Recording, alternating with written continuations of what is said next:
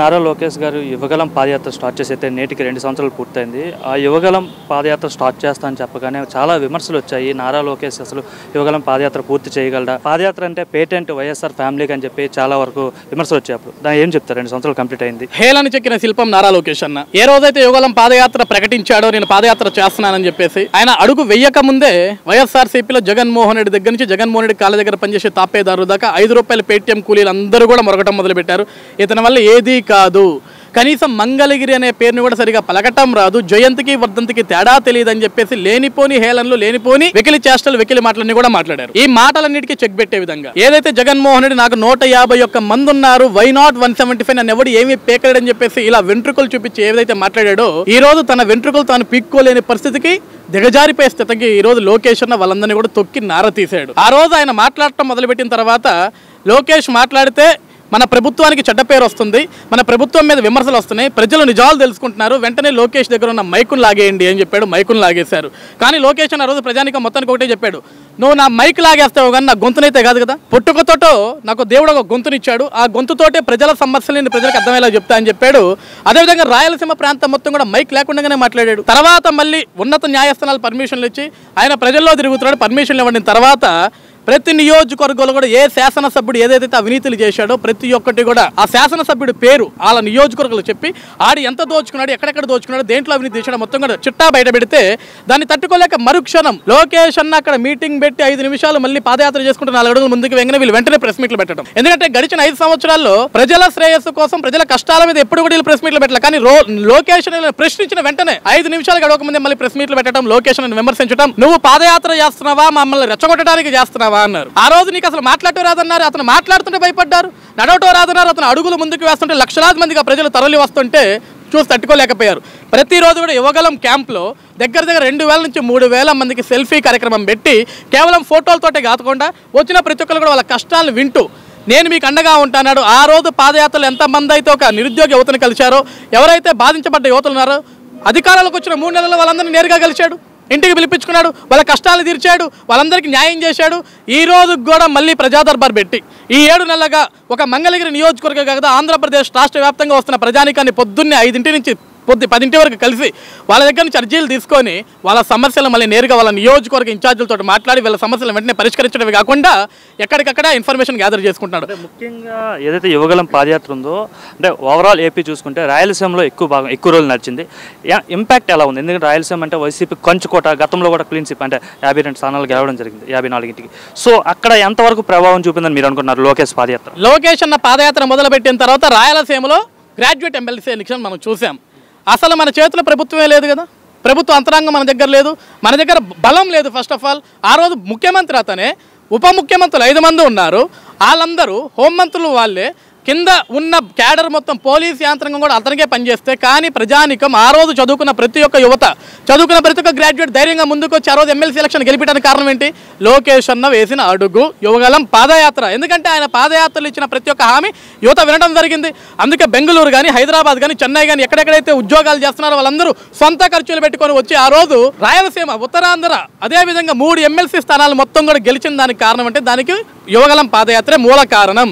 ఏ రాయలసీమలో అయితే ఈ రాయలసీమ గడ్డ నాదిన విర్రవీగడ జగన్మోహన్ రెడ్డి పులివెంతలు తప్ప ఇంకెక్కడ గెలిచాడు? అక్కడ పులివెంతలు తప్ప ఇంకెక్కడ గెలిచాడు? రాయలసీమలో అతను ఎక్కడెక్కడైతే అనుకున్నా మొత్తం క్లీన్ స్వీప్ అయిపోయింది, అక్కడ కూడా ఓడిపోవడం జరిగింది. చివరికి జగన్మోహన్ రెడ్డి పైశాచికత్వానికి తన సొంత జన్మనిచ్చిన తల్లి ఓటేయడానికి రాలా. జగన్ కోసం నేను జగనన్న వదిలిన బాణానని చెప్పిన చెల్లి తను కూడా జగన్ పనికి మాలోడు, ఈడి వల్ల నా బాబాయ్ చచ్చిపోయాడు, ఈడి వల్ల రాష్ట్రం నాశనం అయిపోయింది, నా అన్నను ఓడించడని చెప్పిన కారణానికి వచ్చిందంటే జగన్ ఇంత దౌర్భాగ్యుడో ఆ రోజు ప్రజానికానికి, రాయలసీమ ప్రజానికానికి మొత్తానికి అర్థమైంది. ఆ రోజు ప్రజలు బయటకు రావడానికి భయపడ్డారు, కానీ ఓట్లు వేసే రోజు వాళ్ళ దమ్మేంటో, వాళ్ళ ధైర్యం ఏంటో, వాళ్ళ సత్తా ఏంటో, వాళ్ళ నిర్ణయం ఏంటో చూపించారు. కూటమి ప్రభుత్వానికి ఒక అద్భుతమైన గెలుపునిచ్చారు. ఈ రోజు ప్రతిపక్ష స్థానం ఇవ్వండిరా, మీకు దండం పెడతా, ఇస్తేనే అసెంబ్లీలోకి వస్తారు అడుక్కునే స్థాయికి అంత దౌర్భాగ్య పరిస్థితి జగన్ దిగదార్చారు ఈ ప్రజలు. మరోవైపు ఏదైతే దావోస్ పర్యటన జరిగిందో ఆ పర్యటన కోసం మాజీ మంత్రి రోజా మాట్లాడుతూ దావోస్కి ప్రభుత్వం అంటే దారి ఖర్చులు ఖర్చు పెట్టినంత కూడా ఎంఓఏలు జరగలేదని చెప్పి రోజా అంటున్నారు. ఈరోజు బూతు మాటలు, నన్ను రేప్ చేసే దమ్మెవడికన్నా ఉందా, ఇలాంటి పనికిమాల చెత్త మాటలు మాట్లాడే వ్యక్తి రోజా. ఆ రోజు పాదయాత్ర లోకేష్ రోజా కూడా ఒక మాట చెప్పాడు, లోకేష్ నీకు చీరా గాజులు పంపిస్తా అని. ఒక స్త్రీ అయి ఉండి ఇంకా ఇతర స్త్రీలని డిస్క్రిమినేషన్ చేయటం, హేళన చేయటం. కానీ లోకేష్ అన్న ఎంత పద్ధతిగా మాట్లాడంటే ఇవ్వమ్మ తల్లి ఆ చీరలు తీసుకెళ్ళి మా అమ్మగారికి ఇచ్చుకుంటా నేను అని చెప్పాడు. అది ఒక పద్ధతిగా ఒక మనిషి పెరిగిన విధానం. రోజా ఎలా పెరిగిందో వాళ్ళ తల్లిదండ్రులు ఎలా పెంచారో నాకైతే తెలియదు.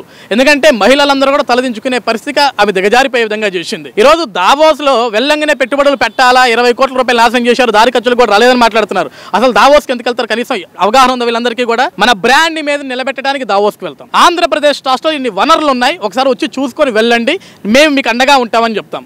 గడిచిన 5 సంవత్సరాల్లో కోవిడ్ని మినహాయిస్తే ఒక్కసారి వెళ్ళాడు జగన్మోహన్ రెడ్డి దావోస్. వాళ్ళు అడిగే ప్రశ్నలకు సమాధానం చెప్పడం చేత ఇట్స్ ఎ లెంతీ క్వశ్చన్ అని చెప్పేసుకొని తప్పించుకొని తిరిగి ఆంధ్రప్రదేశ్ రాష్ట్రానికి వచ్చాడు. 2023లో మళ్ళీ దావోస్కి పోతారా మీరంటే అమర్నాథ్ చెప్పాడు అక్కడ బీభత్సమైన చలి ఉంది, ఈ చలికి పోవడం నా వల్ల కాదు అన్నాడు. అదే చలిలో ఈ రోజు చంద్రబాబు నాయుడు గారు కానీ, లోకేష్ గారు కానీ, టీజీ భరత్ గారు కానీ, ఈ రోజు ప్రభుత్వ పరంగా వెళ్ళిన యంత్రాంగం కానీ మొత్తం తిరిగారు కదా. అందరితోటి అక్కడ ఉన్న అధిపతులతోటి, అందరితోటి ఇండస్ట్రియలిస్టులతోటి, ఏదైతే పెట్టుబడిదారులు ఉన్నారో వాళ్ళందరితో మాట్లాడారు కదా. మళ్ళీ 3వసారి చంద్రబాబు నాయుడు బిల్ గేట్స్ గారిని కలిశారు కదా. ఏ రోజున జగన్మోహన్ రెడ్డి బిల్ గేట్స్ కలిశాడా? ఇతర ఇన్వెస్టర్స్ కలిశారా? ఆంధ్రప్రదేశ్ రాష్ట్రంలో ఈడికి పెట్టే షెల్ కంపెనీలు ఎవరైతే ఉన్నారో వాడిని దావోస్ పోయి కలుస్తాడు. వాడిని కలవటం దావోస్ పోవాలా? ఇక్కడ కలవచ్చు కదా. అదేదో ఏదైతే దావోస్ లో పెట్టుబడుల సదస్సు పెట్టాడో దాని రిజల్ట్ కేవలం 2 నెలల్లో చూస్తాం.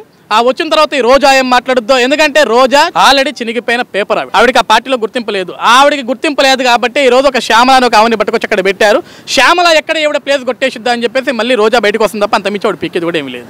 చంద్రబాబు నాయుడు గారి విజన్ కోసం రోజా మాట్లాడుతూ చంద్రబాబు విజన్ విస్తరాకుల కట్ట అని కూడా అంటుంది. విజన్ అంటే తెలుసా ఆవిడకి? విజన్ అంటే ఆవిడకి అసలు తెలుసా? విజన్ స్పెల్లింగ్ తెలుసా ఆవిడకి? ఈ రోజు విజన్ అంటే ఏంటో రోజా కూతురు అడగమని చెప్తుంది, రోజా కొడుకుని అడగమని చెప్తారు. ఎందుకంటే చదువుకున్న పిల్లలే కదా, చదివించింది కదా ఆవిడ కూడా. ఈ రోజు ఏ విజన్ గురించి అయితే వాళ్ళు తక్కువ చేసి మాట్లాడుతున్నారో, భారతదేశంలో ఉన్న ప్రతి ఒక్క రాజకీయ పార్టీ, రాజకీయ నేత, ముఖ్యమంత్రులు చేసిన దగ్గర నుంచి ఉప ముఖ్యమంత్రులుగా చేసిన వ్యక్తుల వరకు ప్రతి ఒక్కరు కూడా చంద్రబాబు నాయుడు గారి విజన్ గురించి మాట్లాడి గుర్తొచ్చేది హైదరాబాద్ హైటెక్ సిటీ. ఈ రోజు కూడా మాట్లాడుతున్నారు. ఒకప్పుడు కేసీఆర్ హేళన చేశాడు, కేటీఆర్ హేళన చేశాడు. ఈ రోజు అదే కేసీఆర్, కేటీఆర్ మళ్ళీ కితాబ్ ఇస్తారు చంద్రబాబు నాయుడు గారికి. ఈ రోజు రేవంత్ రెడ్డి కితాబ్ ఇస్తాడు చంద్రబాబు నాయుడు గారికి. ఈ రోజు మహారాష్ట్ర సీఎం దేవేంద్ర ఫడ్నవీస్ గారు కితాబ్ ఇస్తారు చంద్రబాబు నాయుడు గారికి. తమిళనాడు సీఎం స్టాలిన్ కితాబ్ ఇస్తాడు చంద్రబాబు నాయుడు గారికి. ఈరోజు మమతా బెనర్జీ దగ్గర నుంచి రాహుల్ గాంధీ వరకు, సోనియా గాంధీ దగ్గర నుంచి ఈరోజు ప్రపంచంలో ఉన్న ప్రతి ఒక్క ఏదైతే రాజకీయ పార్టీ నాయకులు ఉన్నారో ఆయన విజన్ గురించే మాట్లాడతారు. What Chandrababu thinks today the nation does tomorrow అన్నట్లుగా చంద్రబాబు నాయుడు విజన్ ఉంటుంది. 2047 విజన్ కూడా అదే విధంగా ఉంటుంది. ఇటువంటి పనికి మళ్ళీ చెత్త ఎవరు మాట్లాడుకున్నా సరే దాని గురించి పట్టించుకునే పరిస్థితిలో ప్రజలు లేరు. వాళ్ళ గురించి ఎంత తక్కువ మాట్లాడడం అంత మంచిది. మరోవైపు రాజ్యసభ సభ్యుడు అలానే వైసీపీ సీనియర్ నాయకులు, పార్టీ ఆవిర్భావం నుండి మొదటి ఉన్న వ్యక్తి విజయసాయిరెడ్డి. ఈరోజు విజయసాయిరెడ్డి ఆ పార్టీకి రాజీనామా చేశారు. అట్లానే రాజ్యసభ సభ్యత్వానికి కూడా రాజీనామా చేసిన పరిస్థితి ఎట్లా చూడొచ్చు? ఎటుపోతుంది వైసీపీ పార్టీ అంటే? అసలు వైసీపీ పార్టీ లేదు భయ్యా ఇంకా. ఎందుకంటే జగన్మోహన్ రెడ్డి తోటి సత్సంబంధాలు 3 తరాల నుంచి ఉన్నాయి విజయసాయిరెడ్డికి. రాజారెడ్డి దగ్గర నుంచి పనిచేసిన వ్యక్తి విజయసాయిరెడ్డి. జగన్మోహన్ రెడ్డి అవినీతిలో ఉన్నాడు, జగన్మోహన్ రెడ్డి అక్రమ రాజకీయాల్లో ఉన్నాడు, హత్యా రాజకీయాల్లో అన్నింటిలో ఉన్నాడు.